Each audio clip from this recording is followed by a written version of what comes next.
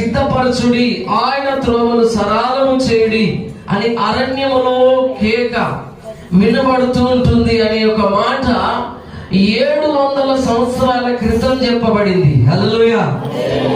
జరగక మునిపే ఒక 700 సంవత్సరాల క్రితమే, యోహాను జన్మించక మునిపే ఈ మాట చెప్పబడింది.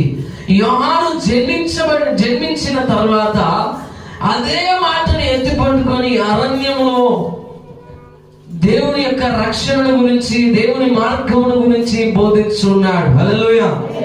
యోహాను సువార్తలో రాయబడి ఉంటుంది, ఆయన వెలుగై ఉండలేదు కానీ వెలుగును గురించి సాక్ష్యం ఇస్తున్నాడు, వెలుగును గురించి బోధిస్తున్నాడు అనేటువంటి మాట రాయబడి ఉంటుంది యోహాను గురించి.